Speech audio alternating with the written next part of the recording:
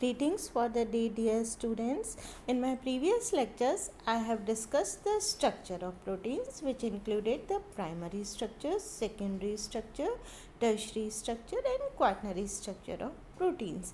Today, I'll discuss the functions of proteins. Now, let's start the functions of proteins. Proteins include a diversity of structures resulting in a wide range of functions. Proteins account for more than 50% of the dry mass of most cells. Proteins' functions include structural support, storage, transport, cellular communications, movement, and defense against foreign substances. Proteins play a crucial role in virtually all biological processes. Their significance and remarkable scope of their activity are exemplified here. First, we'll take the function of protein as enzymes. The enzymatic proteins are responsible for functioning as enzymes. Nearly all chemical reactions in a biological system are catalyzed by specific macromolecules called enzymes. Some of these reactions, such as hydration of carbon dioxide, are quite simple. Other reactions, such as replication of an entire chromosome, are highly intricate. Enzymes exhibit enormous catalytic power. They usually increase reaction rates by at least a millifold. Indeed, chemical changes in vivo rarely proceed at perceptible rates in the absence of enzymes. Several thousand enzymes have been characterized and many of them have been crystallized. The striking fact is that nearly all known enzymes are proteins. Thus, proteins are central in determining the pattern of chemical changes in biological systems. Selective acceleration of chemical reactions, for example, digestive enzymes catalyze the hydrolysis of bonds in food molecules. Enzymes are a type of protein that act as catalysts to speed up chemical reactions. Enzymes can perform their functions repeatedly, functioning as workhorses that carry out the processes of life. Now, second is the second function of protein is they act as hormones, and the hormonal proteins are responsible for this. Their main function is the coordination of organisms' activities.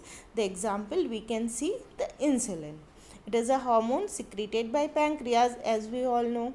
It causes other tissues to take up glucose, thus regulating blood sugar concentration.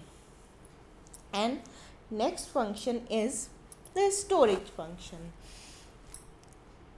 The storage proteins are responsible for storage of different substances in our bodies. For example, we can see the storage of amino acids. The example is casein. The protein of milk is the major source of amino acids for baby mammals. Plants have storage proteins in their seeds. Ova-albumin is the protein of egg white used as an amino acid source for the developing embryo. So, many small molecules and ions are thus stored in the body in the form of proteins. Now, fourth point is the movement. Proteins are the major component of muscles, and muscle contraction is done by the sliding motion of two kinds of protein filaments. On the microscopic scale, such coordinated motion as the movement of chromosomes in mitosis and the propulsion of sperm by their flagella also are produced by contractile assemblies of constituting proteins, and we can see that the contractile and motor proteins are responsible for movement and they perform the function of movement. The example is motor proteins, as I have told you, are responsible for the undulations of cilia and flagella. Actin and myosin proteins are responsible for the contraction of muscles. Now, Now next is the protection.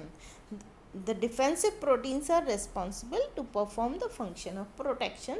The proteins, the defensive proteins, they protect against the diseases. For example,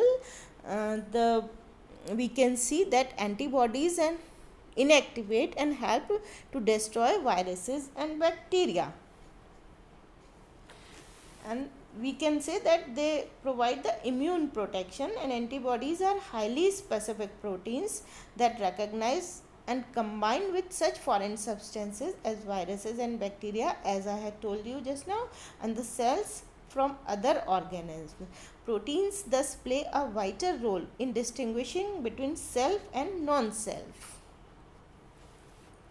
Now the next point is transport. The transport proteins perform the function of transport, and they do the transport of substances in our body. The example is that hemoglobin, the non-iron containing protein of vertebrate blood, transports oxygen from lungs to other parts of the body, and the other proteins transport molecule across the cell membrane. So these are the functions of transport proteins. Now response to the stimuli.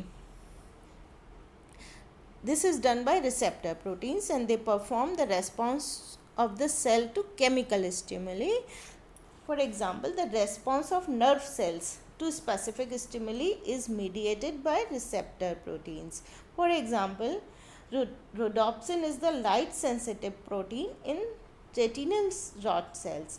Receptor proteins that can be triggered by specific small molecules such as acetylcholine are responsible for transmitting nerve impulse at the synapse, that is at the junction between the nerve cells. Receptors built into the membrane of a nerve cell detect the signaling molecules released by the other nerve cells. Now next point is the support. Structural proteins are responsible for performing the function of support, and they provide support to various organs and parts. Examples are keratin. It is the protein of hair, horns, feathers and other skin appendages. Insects and spiders use silk fibers to make their cocoons and webs, respectively. Collagen and elastin proteins provide a fibrous framework in animal connective tissues. So this was all about the functions of the proteins, and this was all about the topic of the protein, that included the structures of proteins and their functions. Thank you. Have a nice day.